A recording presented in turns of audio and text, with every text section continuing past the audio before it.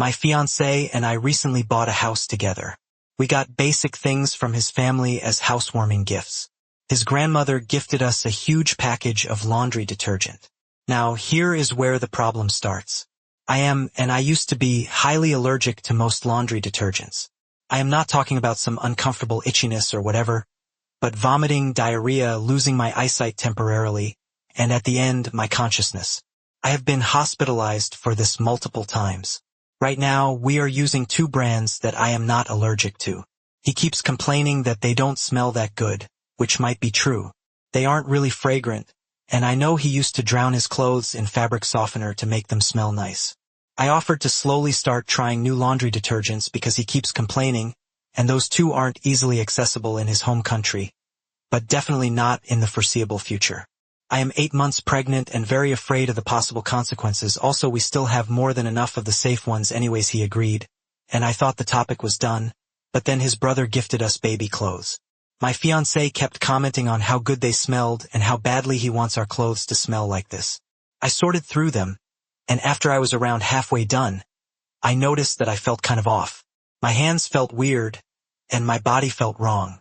After that, I watched every body part that touched those clothes and refused to touch them without gloves. My fiancé bought them for me, so he definitely knows that I am still allergic to some detergents. Well, he still decided to use the gifted laundry detergent on our towels. I didn't notice until I started folding them and putting them away. My hands started to get hot and kind of numb and itchy at first. I was afraid that I am now allergic to one of the essays, until I noticed the gifted one was opened and kind of shoved into a corner. Our other 2 are also opened and readily available. I just don't get it. I texted him and asked if he used the gifted laundry detergent for anything.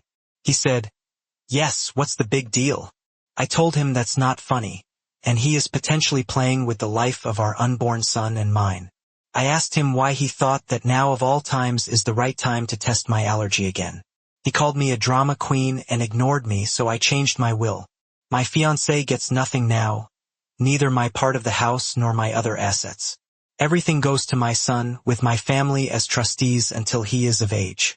If something were to happen to both my son and me, my cousins will be the sole inheritors. My fiancé was originally meant to be the trustee with different guidelines to make my son's life, and is pretty comfortable. I trashed the old will, sent the new version to my lawyer to make him look it over, and plan to get it to a notary as soon as possible. Am I overreacting? Hold on a second there, OP. What do you mean? Is it the right time to test your allergy again? Has he done this more than once? Also, he knows you're highly allergic. Why would he do that, not tell you about it, and then dismiss you and call you a drama queen? I don't think you're overreacting over that at all. Sounds like he doesn't believe you or he doesn't care, and either of those 2 choices doesn't make for much of a good partner. A partner should be one that's looking out for you, not hiding things from you that might potentially kill you. OP, I think this is a lot bigger than just changing your will.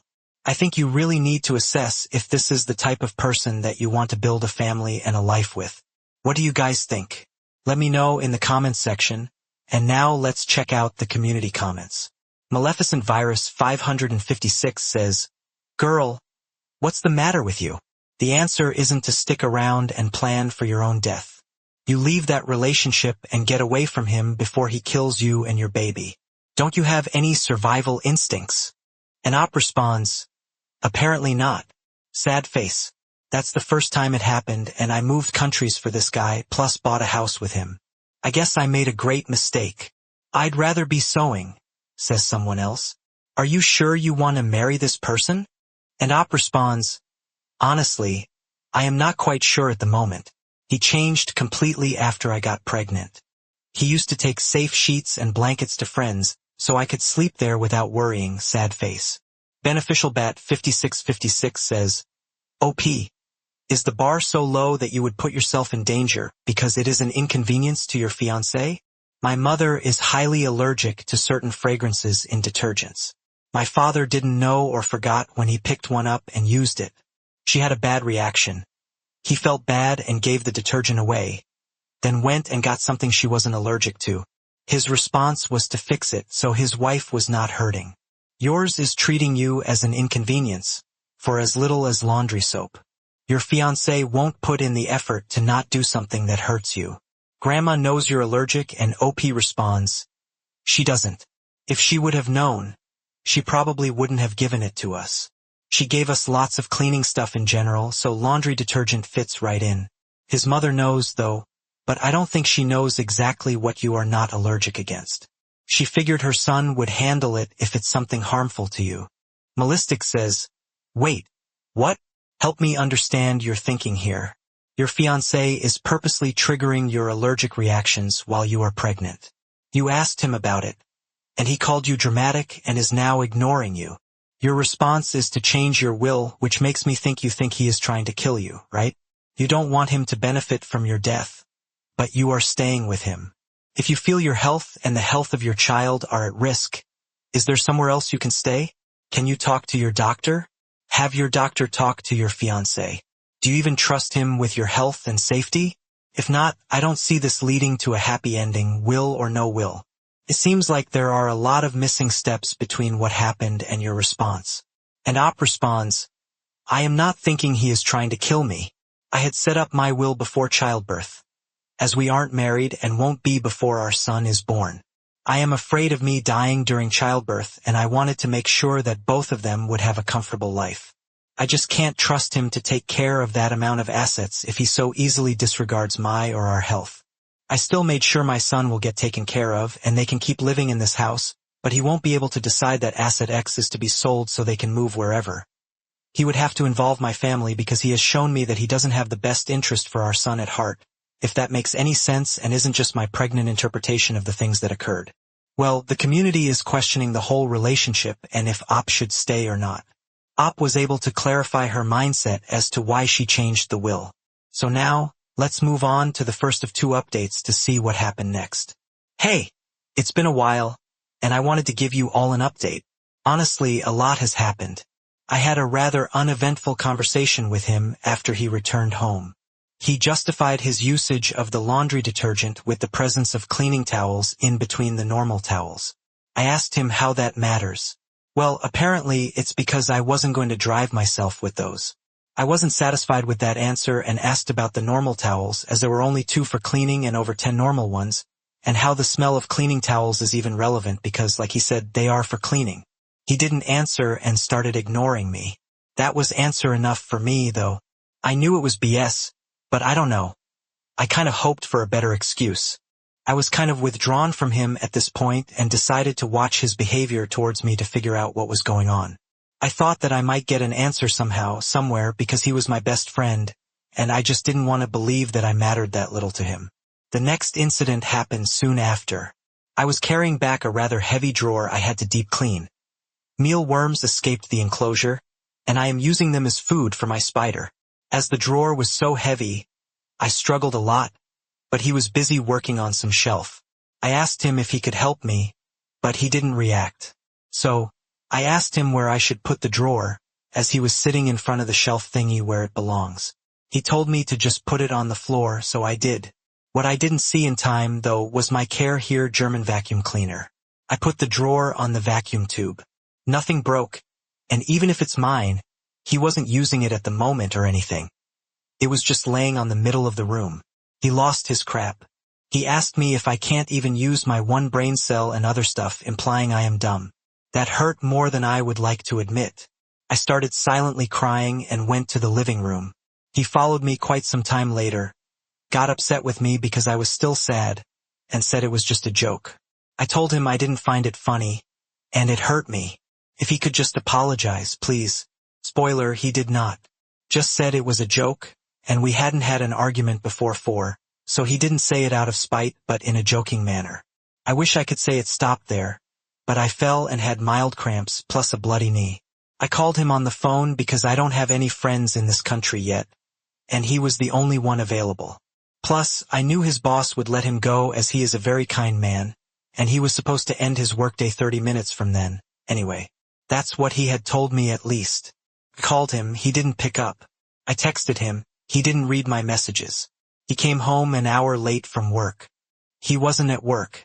He was visiting a friend whom he gave the laundry detergent to. He helped me, but even a stranger would have been kinder and told me to just lay down, as I am too dumb to walk, endangering our son's life. I just wanted to take a nap and laid down on the couch, as it was closer than the bedroom. Then he started to vacuum the house. I did it yesterday, plus mopped the floor, so there wasn't a lot to do.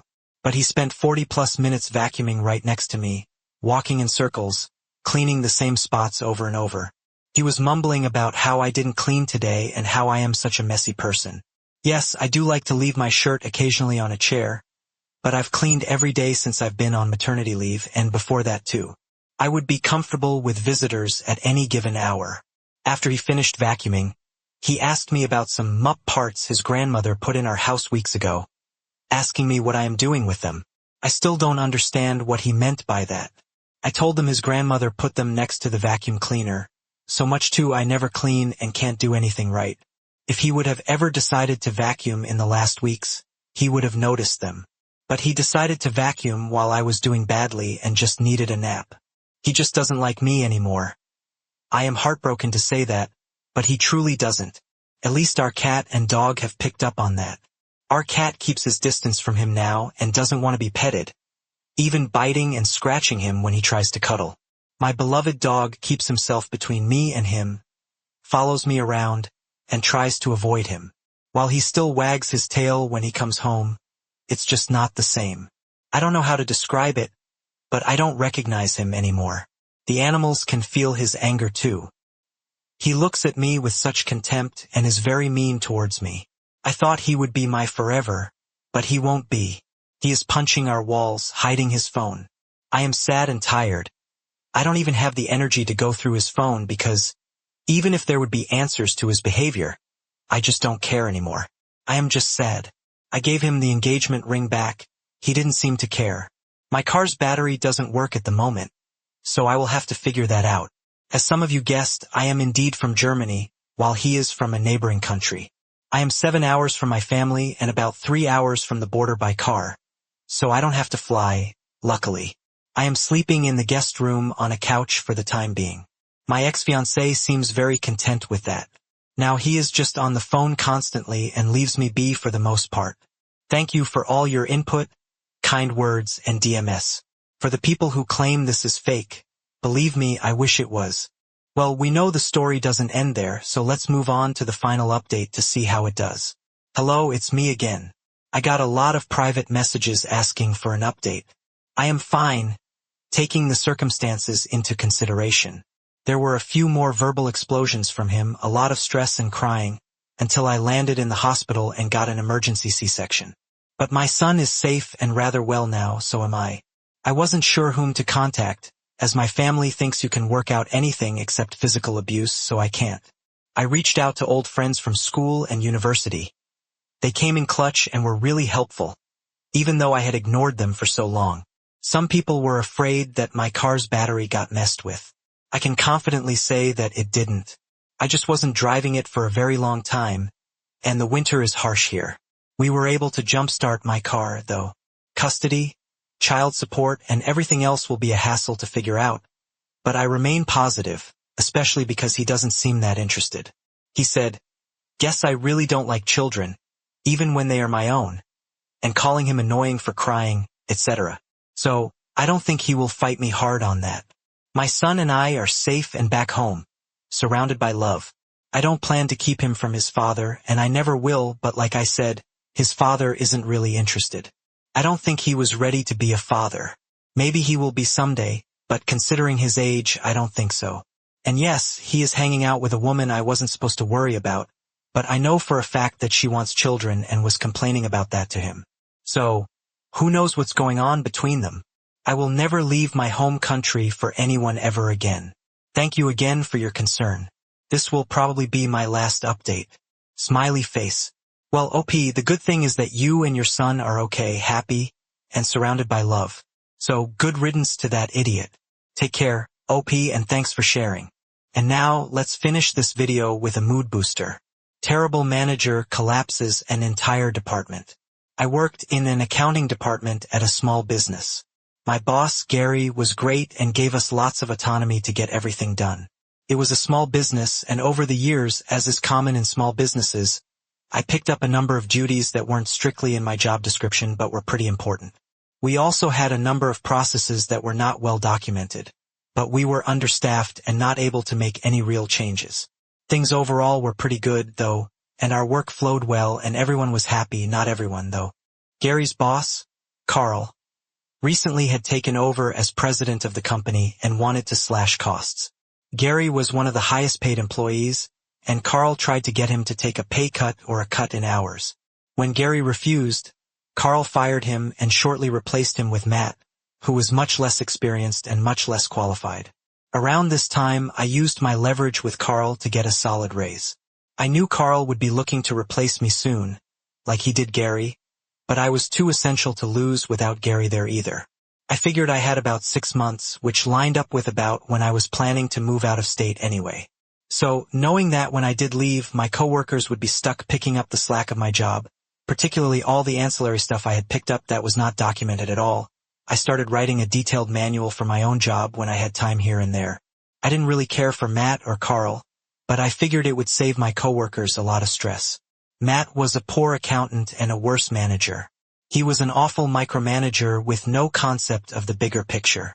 Pretty quickly, he noticed that I was spending time doing all of these other duties not in my job description. He told me I was only to work on projects he assigned me directly. I tried to point out all the things that would not get done if I didn't do that. He was having none of it and told me not to worry about it, as it wasn't my job. "Sure thing, boss," I said, and I stopped doing anything except what he told me to do. As a result, the department started falling apart. Customer emails went unanswered, software stopped working with no one to support it, and files weren't organized, etc. I normally took care of these and 100 other things, but Matt was pretty clear. I wasn't to do any of it. I also stopped working on my manual after a few weeks of this. But sooner than I expected, I was laid off by Carl and Matt for budgetary reasons, of course. They listed my job on Indeed that same day, for a laughably low salary. I was given no warning. I just sat down for a meeting with the two and walked out the door. Matt didn't allow me to take anything from my desk, access my computer, or say my goodbyes to my coworkers. He was also very clear that I was not to retain any company documents or information. "Sure thing, boss," I replied, and so I left. I heard from coworkers still there that over the next few weeks, things took an even worse turn. They weren't able to fill my job, and nobody could cover most of my actual job duties or any of my ancillary duties. By this point, vendors weren't being paid, and payroll wasn't going out on time. Then I got the call. Matt found the file I had left in my conspicuous spot on the network drive, Core Job Manual and Processes.zip. It was encrypted. What's in it? Oh, just a draft of all my job duties and everything I was responsible for that I worked on during downtime. Why was it encrypted? Well, it had a bunch of confidential data and passwords in it. "Boss, what's the password?" "Sorry, boss, I don't know. I didn't retain it after leaving, but it's in my files." In reality, since it wasn't finished, the manual wasn't going to be some panacea for all the company's problems. But I had padded it with a lot of images, so I imagine the file size was pretty attractive. And the password was indeed in my files. If Matt cared to look, he'd find an unlabeled sticky note with a nondescript string of letters and numbers in a random folder in one of my 24 filing cabinets. As an epilogue, about 3 months after I talked to Matt, Carl finally got around to discovering what a disaster the department had become. My coworkers both left around the same time for better opportunities. Carl's still been unable to fill any of these jobs after almost 18 months, so the entire accounting department is staffed by contractors and consultants, who I am sure are costing the company a fortune. I hear the board is looking for a change in company presidents. Well, you were told not to work on anything else. And of course it came back to bite them in the ass.